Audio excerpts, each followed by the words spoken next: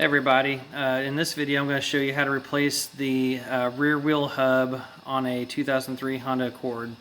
So I've got everything loose right now. I'll go ahead and take it apart here in a second.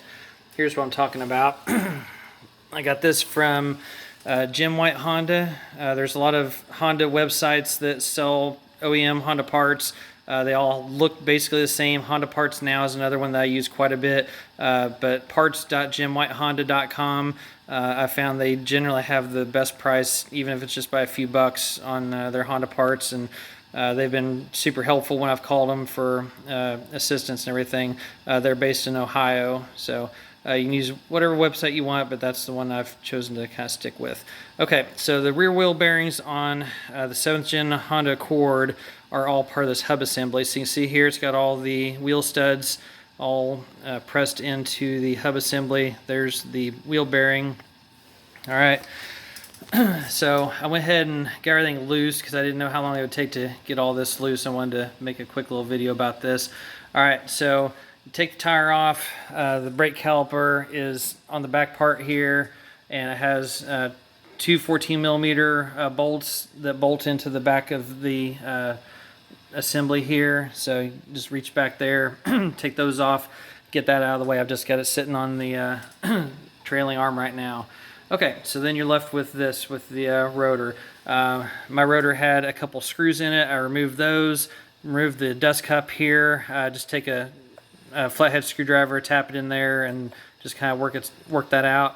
Take off the dust cover, and then this nut will be staked right there. You can tell where it's been pounded down. It'll be staked onto right here, so you just have to tap a screwdriver in there and pull that out so the nut will spin freely. So remove the nut, and then may take a little bit, well, the rotor shouldn't be that hard to pull off, so like I said, I've got all this loose already. So pull the rotor off out of the way, and then this part, let's see, dust cover, I've got it unbolted as well.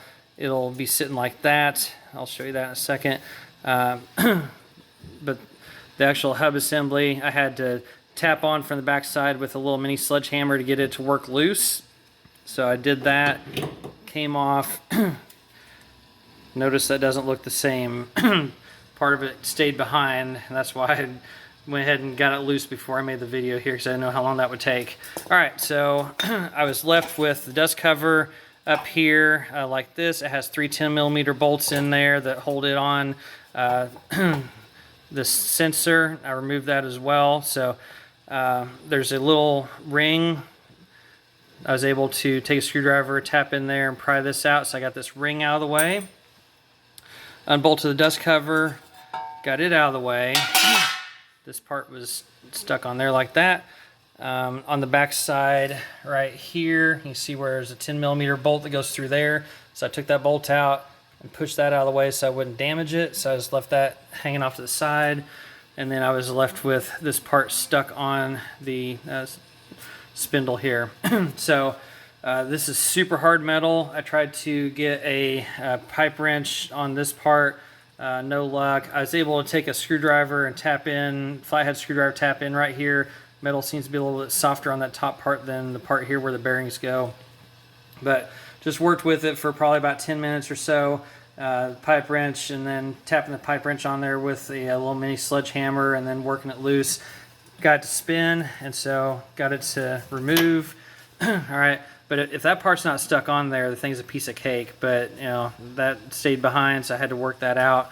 But now we're left with just the spindle here. So the instructions tell me to take some motor oil and put on shaft here, so I'll get all this old off there, put on some fresh motor oil, and then I'm just going to press the new hub on there. And that's just the reverse for the assembly. So I'm just going to press the hub on there. The axle nut, or the hub nut, is torqued down to 134 foot-pounds for this car.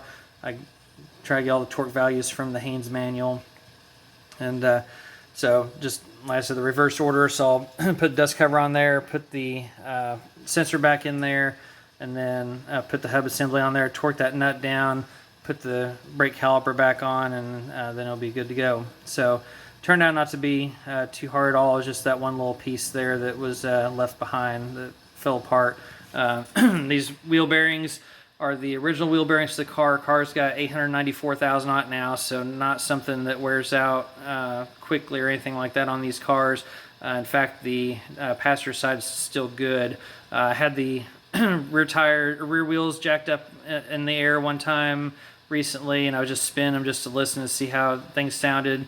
And this left side was sounding a little bit rougher, making a little bit more noise. Couldn't really tell anything going down the road, but just you could tell by spinning it that it didn't roll quite as smooth as the other side, so I went ahead and replaced this one. So like I said, not too bad of a job, but just wanted to do a quick little video on that. All right, thanks a lot. Have a great day.